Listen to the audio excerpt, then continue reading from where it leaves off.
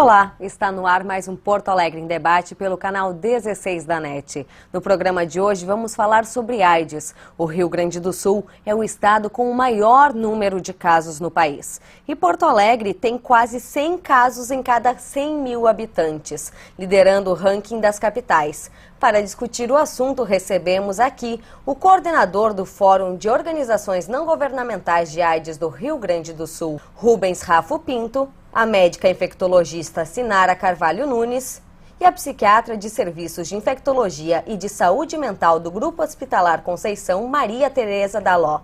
Sejam bem-vindos. Então vamos começar esclarecendo um pouco sobre essa doença que é conhecida, é popular, já conhecida de muita gente, mas que ainda requer um pouco mais de informação. Qual é a diferença, Sinara, entre o HIV e a AIDS? Bom, a AIDS, ela obedece dois critérios para a gente defini-la. Uma seria o CD4, né, que seriam, são células de defesa abaixo de 350. E também se o paciente apresenta alguma doença oportunista, como toxoplasmose, citomegalovirose.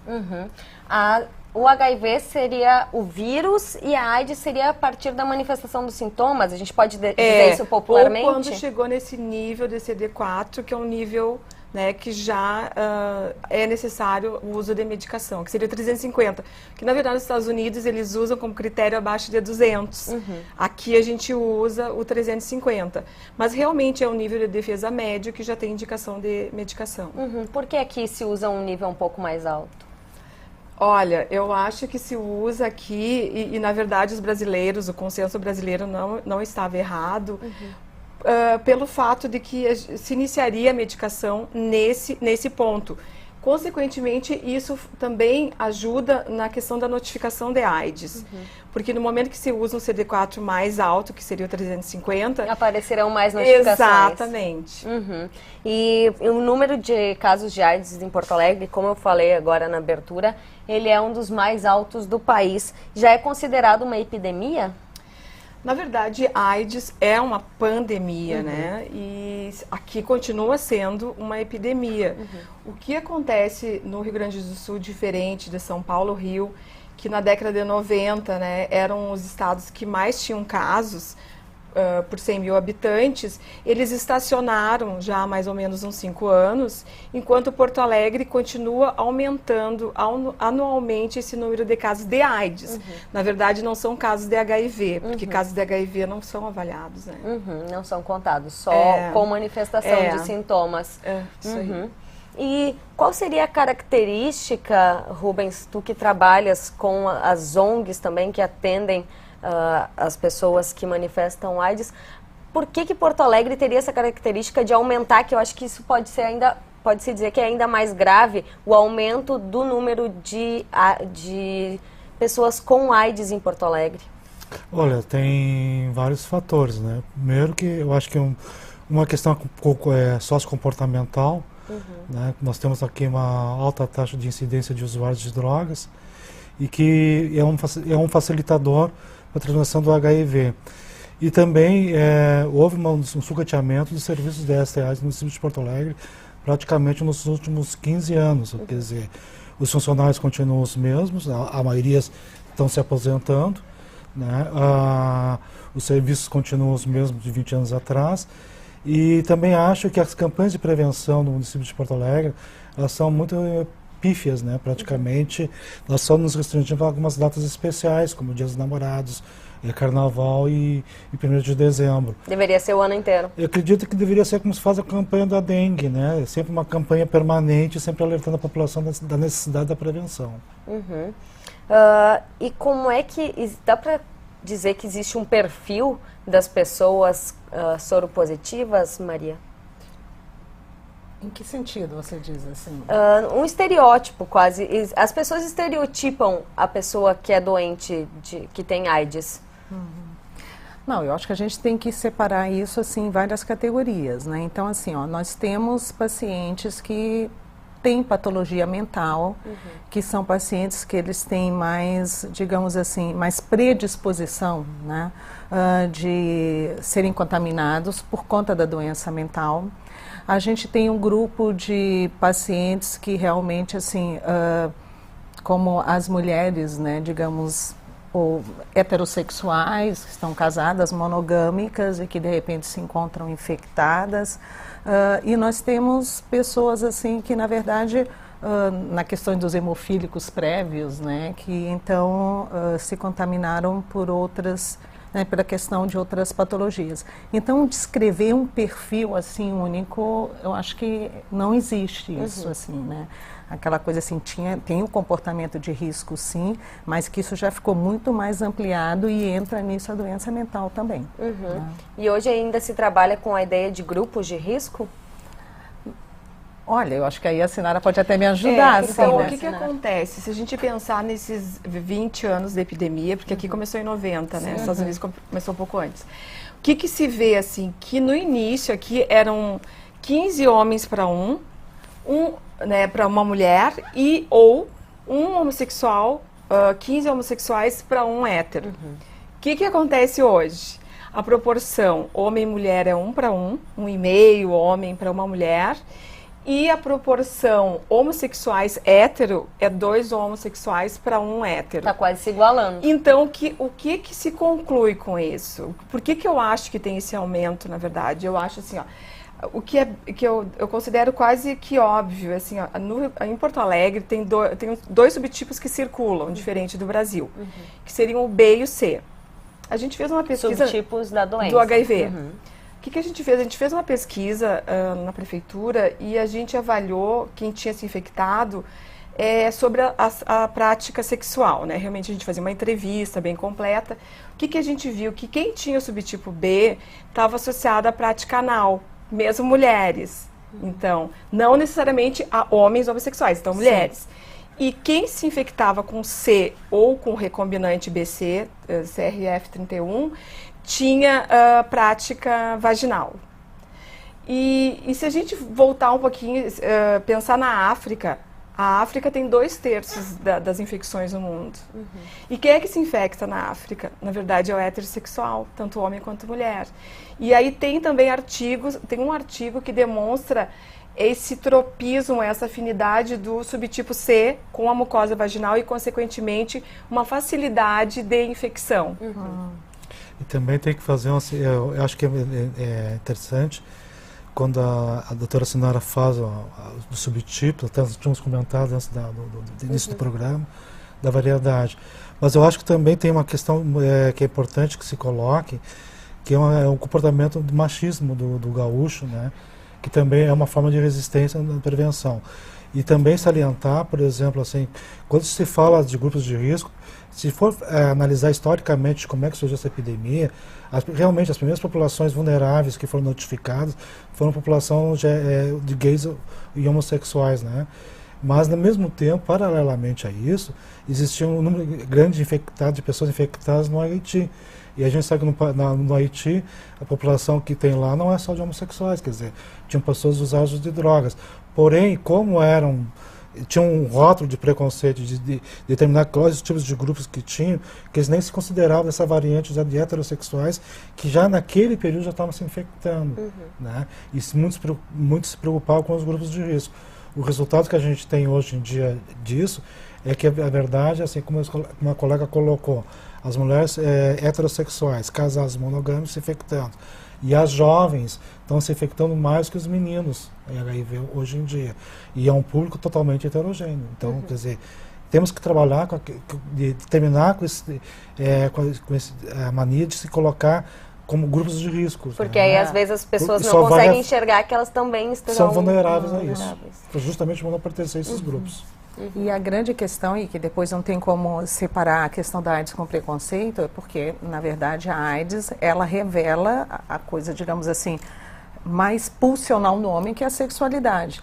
E a gente aqui esquece de falar que realmente tem uma liberdade sexual maior hoje em dia, né?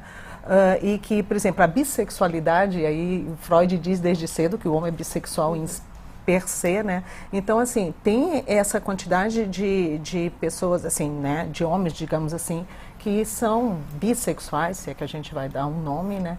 E que isso faz com que também tenha esse alastramento maior, assim, dessa doença, né? Então, assim, a sexualidade, ela vem numa época hoje pós-moderna ou não sei qual é o termo que a gente usa mesmo, em que ela está sendo mais revelada, ela está sendo, às vezes, até, digamos assim, não sei até que ponto isso com uma cognição, com conhecimento, com afeto tão adequados, mas ela está mais solta, né? As práticas sexuais. Então fica mais complicado, a meu ver, essa coisa de comportamento de risco. Né? Eu acho bem E maior, na verdade assim. toda a população tem que continuar, tem que se precaver, né? Mas Não aí entra uma população. questão que é bem complicada, né? Porque assim, ó, quem é que usa 100% usa em 100% das relações preservativo? A gente tem quanto tempo de vida sexual ativa? Olha, No caso dessas todo mulheres mundo casadas e monogâmicas que muitas vezes não são as que esperavam. mais se infectam hoje. De cada 10 mulheres que eu pego no consultório, 7 eram ou casadas, ou tinham noivo, ou tinham namorado, ou se separou, ficou com o namorado. Então, assim, ó, eu acho que mudou muito essa carga que tinha sobre a pessoa que tem HIV e sobre a infecção pelo HIV. Eu entendo, sinceramente, já nesses 15 anos de atendimento, que é uma infecção que eu diria que nós estamos expostos. E realmente, quem usar 100% preservativo na vida, olha, eu realmente desconheço. E hoje também existe um crescimento da população idosa com AIDS. Então, o que acontece, né? É essa evolução do ser humano, tanto em relação à sexualidade, que nem a Tereza falou, né? Os adolescentes, eles já estão, desde cedo... mais sexualmente né? ativos também. Dizendo mais claro qual é a sua orientação sexual. Assim, como a gente está vivendo mais, o que eu digo sempre, hoje uma mulher de 40 anos é uma que tinha 80, 60, assim, então mudou muito essa questão. Então assim, ó, então uma mulher de 50 anos ela tá sexualmente ativa, 60 também tá, os homens também estão. O homem, por outro lado, com 60 anos já não tem, né, ele já tem uma certa disfunção erétil. Aí tem o Viagra, ele usa o Viagra, aí vai usar o preservativo, sabe? Então é a tendência, entendeu? De haver mais exposição. E na questão do preconceito, voltando um pouquinho, a gente vê que todo mundo está vulnerável a essa situação, mas ainda existe o preconceito da pessoa com AIDS, que tem AIDS. Essa pessoa, ela sofre discriminação na sociedade ainda? Com certeza. Eu acho que uma coisa que menos evoluiu na luta contra a AIDS é justamente o preconceito. As pessoas ainda acreditam que a epidemia é exclusiva de grupos de risco. As pessoas continuam rotulando as pessoas pelo fato de ter HIV. Volta e meia a gente recebe denúncias de empresas que tentam burlar a lei no sentido de obter um resultado sobre a questão do HIV ou não, né? Inclusive até de forças de segurança públicas, né? Praticamente do Brasil inteiro, volta e meia vem denúncias. E as pessoas que têm HIV, elas têm direito a esse sigilo no ambiente de trabalho. É porque é uma forma, que é uma garantia da individualidade dela, de não ser agredida, de não ser discriminada no seu ambiente de trabalho e nos seus ambientes de amizade e de família. Porque, infelizmente, ainda existem pessoas que são discriminadas quando se descobrem soropositivos por seus familiares e por seus amigos, e até mesmo pelo ambiente de trabalho. Porque as pessoas ainda continuam achando, que eu coloquei, que quem tem AIDS é porque teve algum comportamento fora da moral, vamos dizer assim, né? E ainda existe muito também o medo, talvez até a ignorância de como é a transmissão da AIDS, assim, das pessoas ficarem com medo de se aproximarem da pessoa que tem HIV? Eu diria assim, ó, pelo que a gente já tem de campanhas, de informações, de como é que se transmite o HIV, é para ser uma coisa de domínio público, né? Eu acredito que hoje em dia é diferente de 15 ou 20 anos atrás, quando as pessoas realmente se enfrentavam com uma epidemia e não tinha tanta informação. Hoje as pessoas têm essa informação, mas eu não sei até onde elas utilizam essa informação em prol de si, né?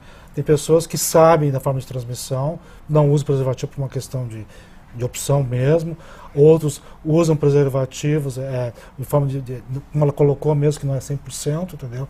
De repente, nas situações facilita, quer dizer, existe todo um comprometimento aí, né? E, teoricamente, o HIV, ele não mata, né? O que mata é a baixa imunidade, é isso? Exatamente. O vírus, por si só, ele pode ter implicações, sim, várias implicações. Hoje já se sabe, assim, porque no momento que existe um agente infeccioso, ele tem esse efeito inflamatório. Então, ele por si só pode dar doença cardiovascular. Tem agora essa questão toda de que as pessoas que têm HIV, elas têm um envelhecimento mais rápido.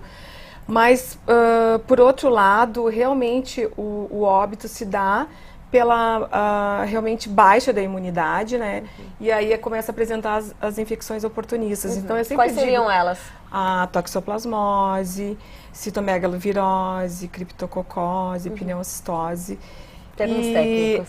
Exatamente. Então, eu sempre digo, até para explicar para os pacientes, assim, que a gente tem um sistema imunológico, né, porque na verdade a gente está cercado de infecções, né, e a gente realmente, senão a gente nem estaria aqui. Então a gente tem sistema imunológico íntegro, né, na fase adulta. Só que o que acontece com o HIV é que ele realmente infecta exatamente uma das nossas células de defesa, que é o CD4. Não tendo esse CD4, a gente fica vulnerável a ter as infecções que seriam, né, essas que eu mencionei antes. Né? E elas são mais graves em pessoas com HIV? Em pessoas que não têm HIV, elas são autolimitadas, elas são um quadro benigno, não precisa nem tratamento. E eu quais... só queria, desculpe, por favor, voltar um pouquinho à questão do preconceito, que eu acho interessante dizer assim, ó. Conforme ele disse assim, o preconceito existe, não tem como a gente negar que não, e eu acho que a gente poder falar direto isso para o paciente poder falar direto para a gente, isso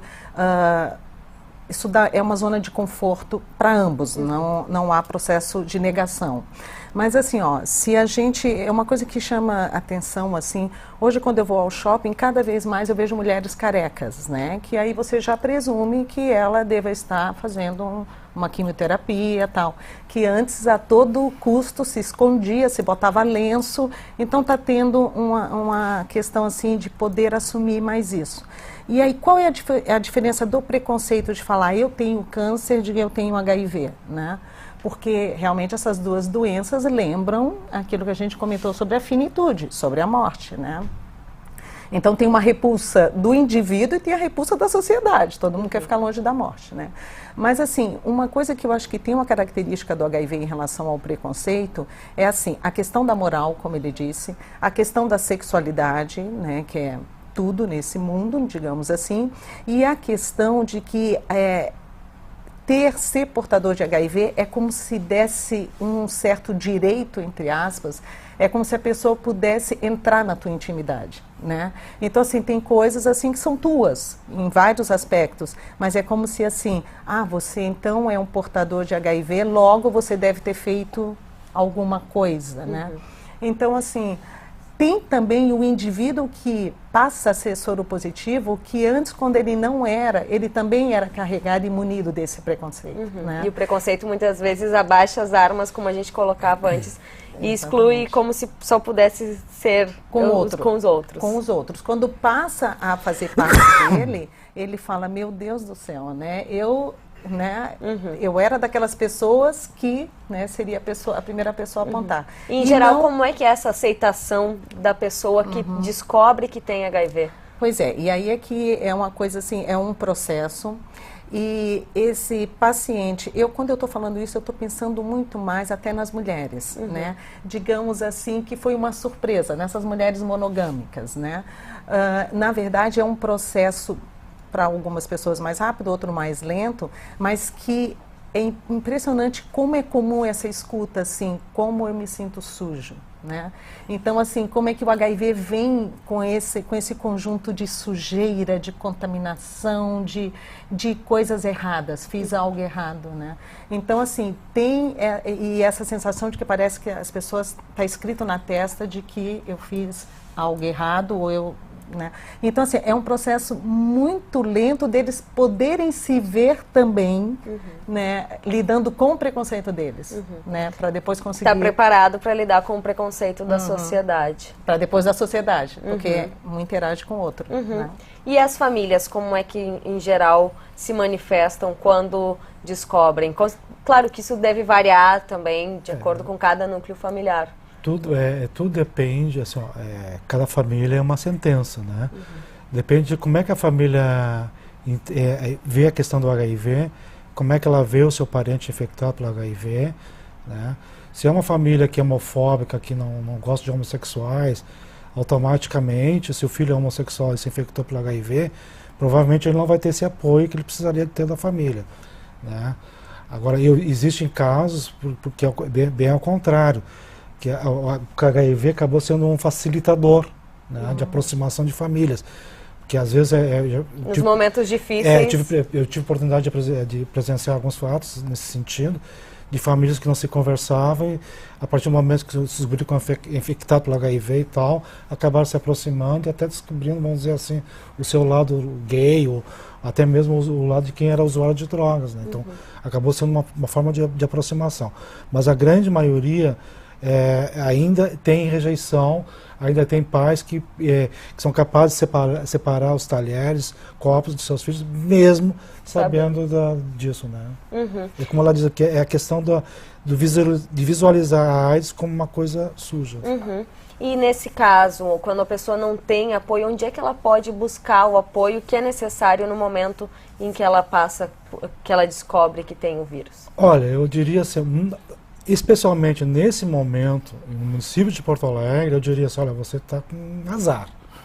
Porque as ONGs assim, que trabalham com a questão da AIDS, a maioria delas estão com as portas fechadas ou com seus serviços restritos por falta de recursos, porque a gente não consegue trabalhar só na base do voluntariado. A gente precisa de especialistas para trabalhar com esses públicos. E sem esse recurso, a gente não consegue fazer esse atendimento. A rede pública, muitas vezes, ela peca no sentido que ela só dá o antes e o pós o teste de HIV. Mas são poucos serviços que ainda dão continuidade em termos de assistência social ou apoio psicológico, né? São muitos poucos. Infelizmente, acho que ainda nesse ponto a gente ainda peca muito. Ainda precisa de mais trabalho. Muito. Sim, porque a gente sabe que muitas pessoas que estão com HIV, não necessariamente elas não manifestam uma doença oportunista, mas ela acaba tendo, com o transcorrer do tempo, problemas de memória, né? Acaba sendo afetado, perde memória, às vezes se esquece até de medicação, de detalhes assim, e que acabam implicando na vida dessas pessoas também. E é uma coisa assim tão importante que há pouco tempo, internação psiquiátrica com paciente soropositivo, a gente até que às vezes tinha que pedir para o paciente não falar, assim, só antes de entrar, porque já era um filtro, entendeu? Então, até dentro da área da saúde mesmo, entende?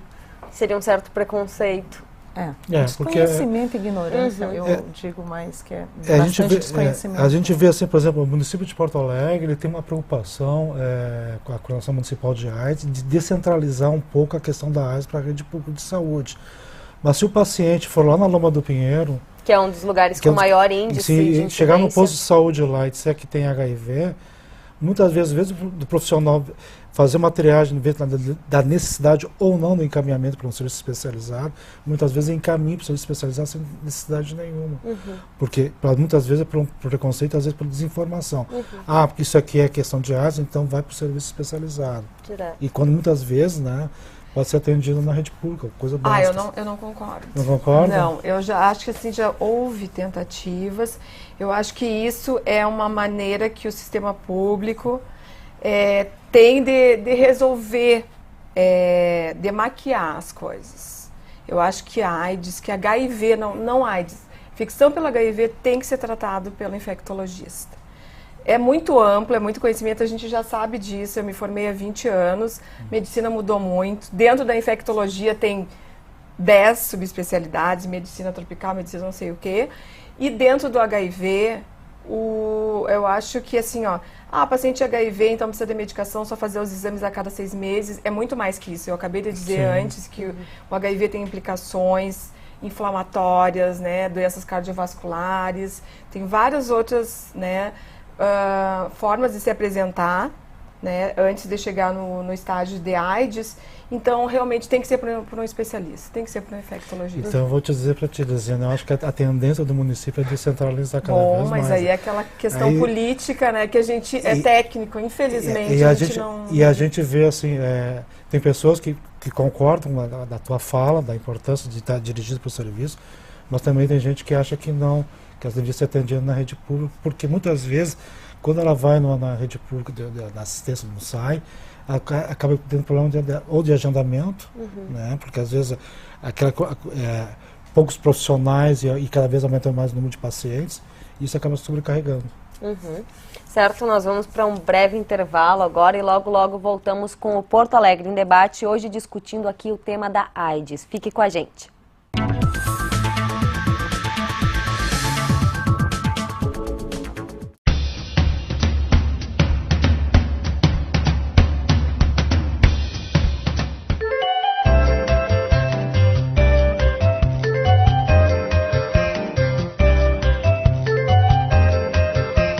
Um dos principais perigos para o meio ambiente faz parte do dia a dia da maioria das pessoas.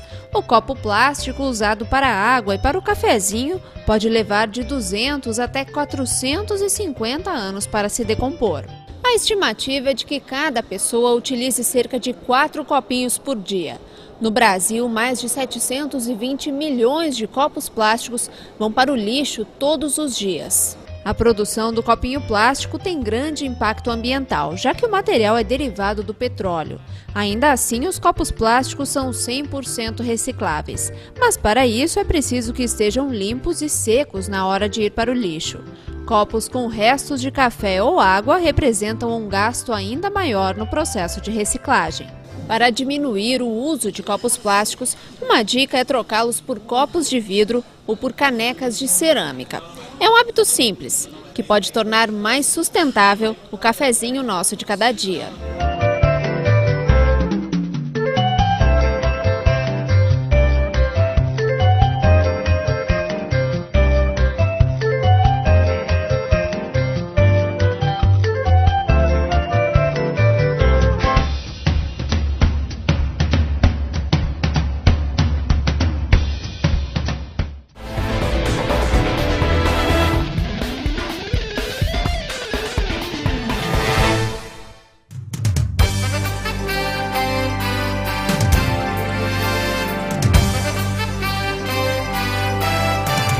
A partir do dia 16 de julho, a literatura invade o Jornal da Câmara.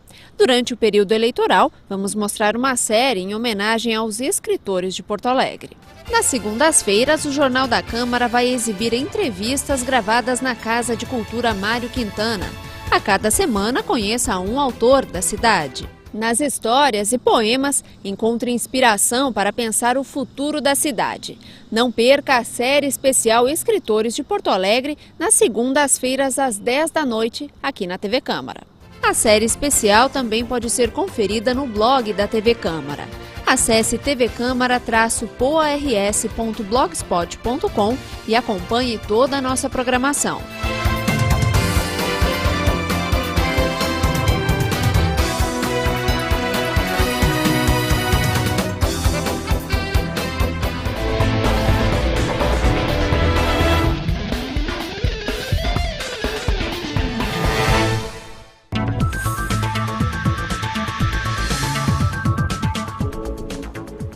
Estamos de volta com o Porto Alegre em Debate, hoje discutindo o tema AIDS. Então, Rubens, Porto Alegre, voltando a fazer um panorama aqui da nossa capital, os maiores índices ficam na periferia, né? Seriam os bairros Rubem Berta, Partenon, Restinga, e a gente tem, os maiores indicadores são na Lomba do Pinheiro, é isso? Não, os maiores indicadores são na Lomba do Pinheiro e Rubem Berta, né? E Partenon,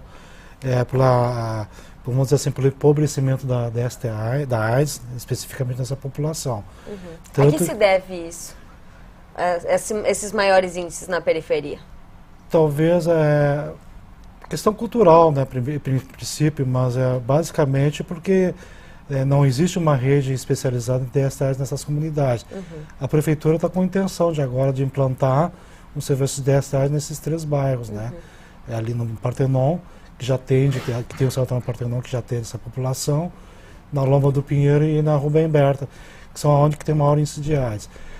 Por que está acontecendo isso nessas comunidades? Porque assim, a AIDS, houve um período que ela era privilegiada para classe A e B, e ela está migrando cada vez mais para a classe C e D, né? Então, aonde moram as populações. Então, por isso que está começando a aumentar nessas regiões.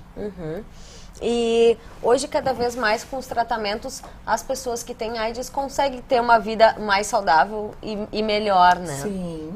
Os coquetéis, eles são distribuídos, inclusive, pela rede pública de saúde. Sim, no Brasil, desde 96, o Ministério da Saúde, via Coordenação Nacional, disponibiliza, né, o coquetel, que é formado por 3 medicações. E realmente as pessoas começando no momento certo, que hoje se usa esse parâmetro de CD4 abaixo de 350 ou que apresenta uma doença oportunista, a pessoa realmente recupera, né, as defesas, o nível de CD4 e indetecta a carga viral. Indetectar significa que o vírus na corrente sanguínea fica abaixo de 50 cópias. E aí fica aquela questão, mas se fica tão baixinho, por que não consegue acabar com o vírus no organismo? O que acontece com as medicações é que elas agem a nível sanguíneo. Só que o vírus, ele se coloca, ele está em alguns locais que a medicação não penetra. Tipo, gânglios linfáticos, enfim, e outros locais. Então, consequentemente, o vírus ainda está presente, só que numa concentração bem baixa. E aí a pessoa realmente tem vida normal. Os pacientes que eu acompanho nesses 13 anos, eles já casaram, já separaram, fizeram faculdade, tiveram filhos, que também mudou muito, né, essa questão. Eu me lembro que há 10 anos, quando eu me formei, na verdade há 20 anos, era indicado abortamento para uma mulher HIV positiva. Hoje, na verdade, as minhas pacientes que querem engravidar, elas têm orientações no sentido de usar a medicação durante a gravidez, durante o parto, o bebê até os 30 dias. E a probabilidade de transmissão passa para 1%, menos de 1%. Pode-se dizer que as pessoas soropositivas estão cada vez mais corajosas? Sim, elas passam por esse primeiro momento onde um dia de cada vez, não sei até quando eu vou durar. E aí pela questão letal da doença. Isso. Aí daí os planos ficam bem restritos. E aí entrando toda a questão do humor, né, a oscilação do humor, mas aquela coisa assim de que parece que a vida é diferente para eles, né? Aí deve ser muito perigoso, muito próximo também da questão da depressão, né? De aliar outras doenças mentais. Sim, isso é bastante frequente, né? Então, assim, tem um primeiro momento quando o paciente passa a saber que a gente classifica como transtorno de ajustamento, que seria assim, fico sabendo que eu tenho uma doença, como é que eu vou lidar com isso, né? Então, reações emocionais que têm um tempo de resolução que às vezes tem autorresolução, né? Se resolve sozinho. E outras pessoas, por questões individuais, por problemas psíquicos prévios, de história familiar ou por circunstâncias ambientais, eles não conseguem e aí se instalam a doença mesmo. Mas é interessante que, assim, com todo esse recurso que a Sinara está dizendo, né, de novas medicações, de mudança de critérios, de prognósticos, de diagnósticos e que entra o preconceito também, eu acho que o paciente mais antigo do portador, e com AIDS ou não, ele vem acompanhando isso. E eu acho que ele também vem abrindo um pouco esse processo de que, de repente, ele pode ter futuro, né? E aí está entrando muito essa questão, assim, pacientes que fazem novas faculdades, tudo isso que a Sinara acabou de dizer, e a questão, assim, consultório eu vejo pacientes, assim, casando com pessoas que não têm HIV, então quer dizer que essa situação do companheiro também vem junto, sabe? Sim. De que eu posso ter hoje um relacionamento pontual, não sei, com paciente soropositivo e daí constituir família mesmo. E as mulheres se encorajando, porque e é tão interessante quando a gente vê, que eu acho que a gente deveria falar um pouquinho de adesão, que toda doença crônica, eu acho que é um problema muito sério. E é interessante, assim, quando se dá essa perspectiva de que, nossa, tem vida, a vida não é só amanhã, tem toda essa coisa de se apropriar da doença. Eu sempre digo para os pacientes que tem um primeiro momento, que tem alguns pacientes que dizem assim, o AIDS o vírus toma conta daquela pessoa. Eu digo que não, o vírus pode estar dentro dela, mas ela controla o vírus, né? Então, assim, que poder conviver com isso e gerar uma vida praticamente normal, no sentido de que não acaba amanhã. E aí gerar descendentes, com todas as restrições e limitações que né? Isso pede, né?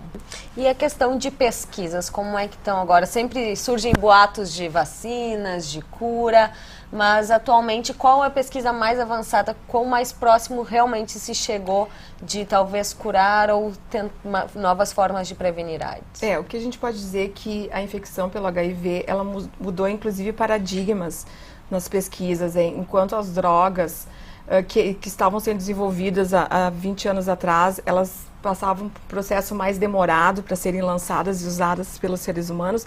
Hoje esse processo está mais rápido. Dá para dizer também, por outro lado, que neste momento a indústria farmacêutica meio que deu uma parada no desenvolvimento de novas drogas. Então, o que se sabe, que se comenta em todo mundo, é que, olha, nos próximos 3, 4 anos não vão ser acrescentadas novas drogas para esse coquetel. Para o atual? Embora as 20 que estão disponíveis, né, todas elas funcionam muito bem. Mas é que no decorrer dessa vida longa que a gente está falando, 20, 30 anos, o paciente vai usar mais que um esquema. Então, realmente necessitaria ter mais opções de tratamento, drogas novas. Como tudo, né? Se a gente for analisar as infecções bacterianas, por exemplo, os antibióticos, meio que está faltando aí, tem muita bactéria multiresistente que já não responde mais e eu acho que o que vem de novo, assim, que foi uma casualidade, como muitas coisas na ciência, né? Tipo, a penicilina foi descoberta ao acaso, foi a questão desse paciente de Berlim. Então, o que realmente aconteceu? Então, esse paciente, ele tinha HIV e tinha leucemia. E aí, ele foi submetido a um transplante de medula. O que acontece? O vírus HIV, para ele entrar nesse CD4, que seria a célula que ele entra, destrói e se multiplica, ele precisa como se fosse um movimento de chave e fechadura. Ele tem que se ligar ali para poder entrar nesse CD4.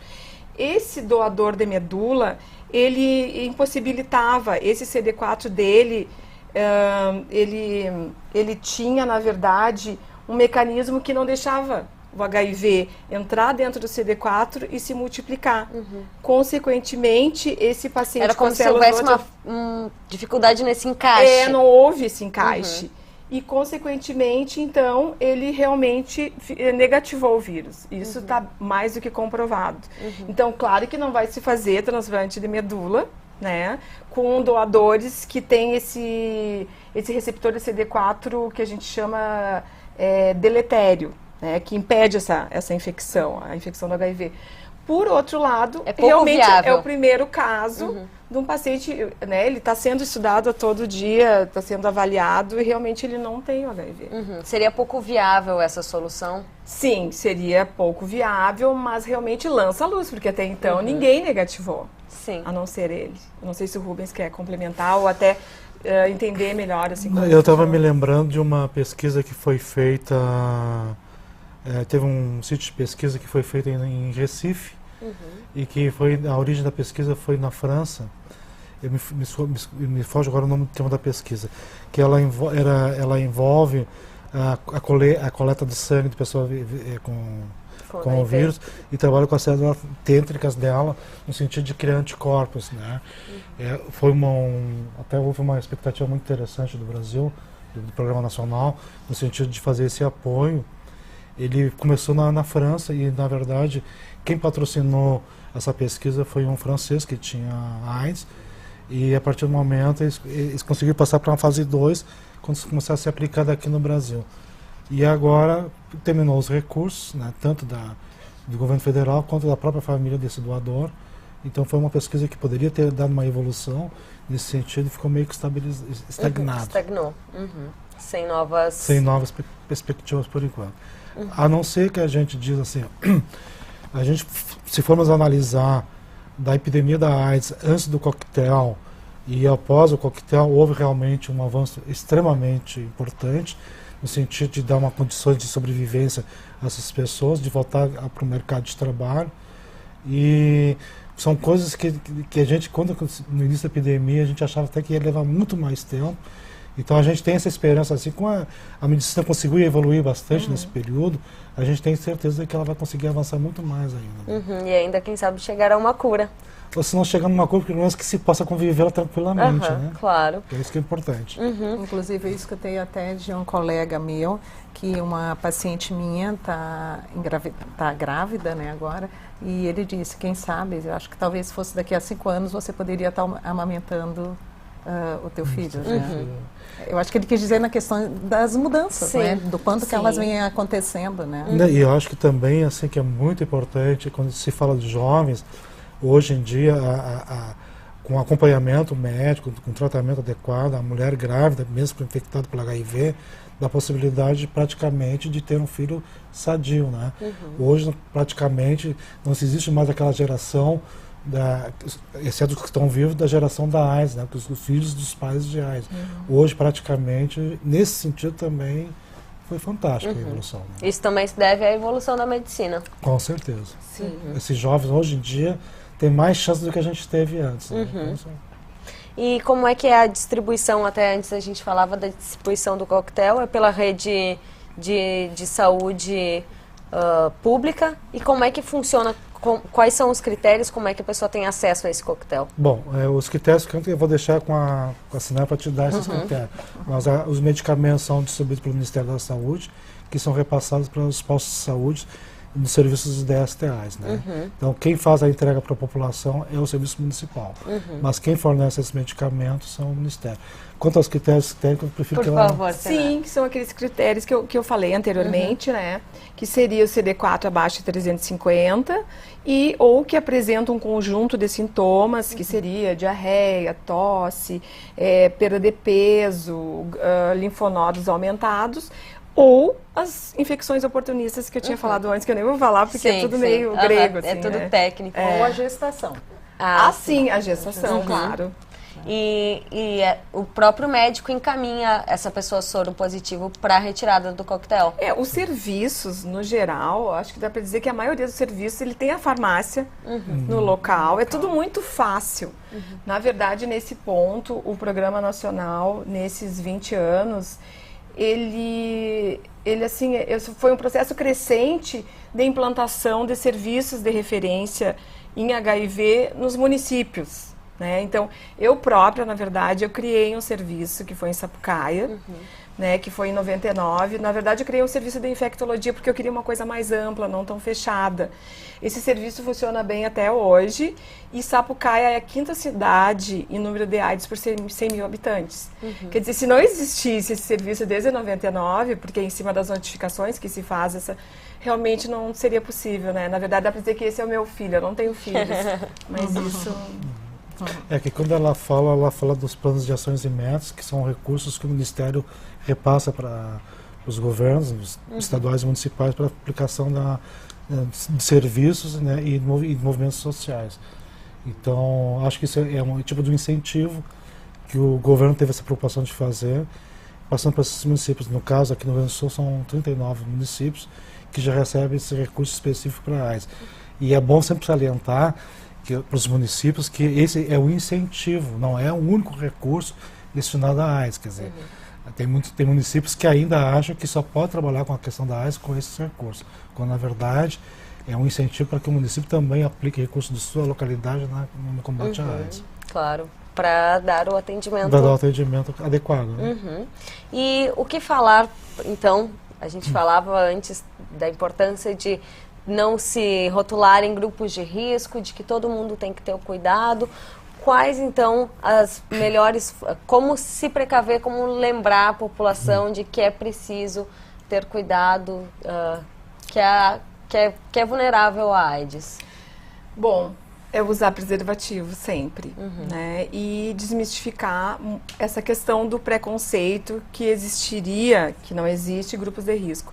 Na verdade, nós estamos expostos a muitas infecções desde que nós estamos no útero e na vida adulta, na vida sexual ativa, temos que usar o preservativo. Porque também estamos expostos. Exatamente. Eu diria aquelas pessoas que fizeram teste de HIV e que se descobriram com HIV recentemente, que o primeiro passo que as pessoas têm que ter é não entrar em desespero. no sentido de que hoje é diferente do que foi há 20 anos atrás, onde o número de pessoas que se infectavam, o número de mortes era bem maior. Hoje, nós temos um avanço na medicina, como já foi colocado aqui.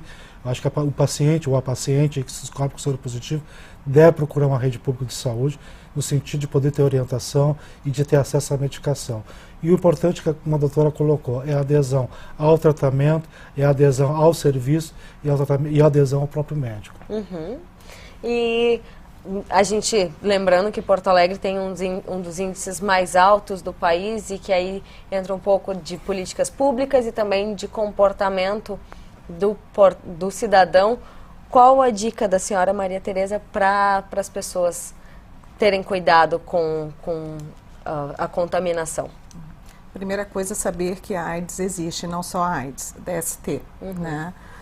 Que na verdade a gente está tendo um alto índice de outras doenças infecciosas, né, que estão virando endêmicas, epidêmicas, que seja. Segundo, de que pode acontecer com todo mundo e de que a partir do momento que vem acontecer, é natural sim que haja um processo assim, cada um à sua maneira, mas de medo, de rejeição, de negação, de raiva. É natural não achar que isso só acontece com ele e de que, na verdade, se tem um tempo para se introjetar tudo isso, de que tem um acompanhamento, não vai acabar amanhã, tem vida longa, pode ter uma vida adequada, normal, mas é interessante que seja também no tempo de cada um, se precisar buscar ajuda, que busque nesse sentido, de que possa ter esse acompanhamento, tanto no sentido de entender essa doença, tanto também de entender o paciente, nessa doença. Né? A qualidade de vida também passa pelo lado psicológico. Sim, com certeza. A primeira coisa é o seguinte, reconhecer o inimigo e aceitá-lo. Aceitá-lo não significa ficar sorrindo necessariamente, mas ver que você ainda está sob controle da situação. Né? Agora, para isso se precisa de um tempo e que a pessoa não precisa desistir antes disso. É natural várias reações, mas que se não está conseguindo sozinho, que procure ajuda, né? Claro. Do lado psíquico que eu digo. Nós já vamos chegando ao final do Porto Alegre em Debate. Eu gostaria de conceder a vocês um minutinho para considerações finais. Por favor, Rubens, começando contigo. Bom, primeiro que eu queria agradecer a produção pelo convite, para a gente poder estar discutindo essa temática da AIDS e de se sentir honrado com a participação das colegas aqui. E dizer a todo mundo que nós podemos realmente mudar a incidência de AIDS no Rio Grande do Sul, e especialmente em Porto Alegre, acabarmos com essa liderança malfadada em termos de AIDS no Brasil inteiro. E eu acredito que os jovens, principalmente os jovens e as mulheres, têm que se preocupar mais com a proteção e não acreditar mais em grupos de risco, mas acreditar que quem faz sexo corre o risco de se infectar. E a única maneira que a gente tem hoje, praticamente, de evitar esse tipo de risco é o uso do preservativo. E o preservativo ele é distribuído de graça na rede pública, é só procurar e pedir. Certo. Por favor, Sinara. Bom, então eu agradeço mais uma vez estar aqui, né, falando sobre um assunto que eu tenho, na verdade, paixão, né, eu trabalho com muita vontade e que realmente, assim, o HIV é mais uma infecção que está ao nosso redor. Realmente podemos nos proteger dessa infecção usando o preservativo 100%. É difícil e torcer para que dentro desse contexto de pesquisa e ciência que se avance, né, para a cura. Certo, por favor, Maria Tereza. Eu quero agradecer bastante, principalmente pelo fato de ter convidado alguém da área da saúde mental, porque realmente é uma doença que mexe com muitos conceitos internos e é muito importante que esse paciente, que essa pessoa tenha esse apoio. E de que, na verdade, assim, tem que se ter o conhecimento dessa doença, sempre eu digo, de que não a banalize nem superestimize, mas assim, no sentido de que existe, se proteja e que se caso aconteça, tem vida. Tá?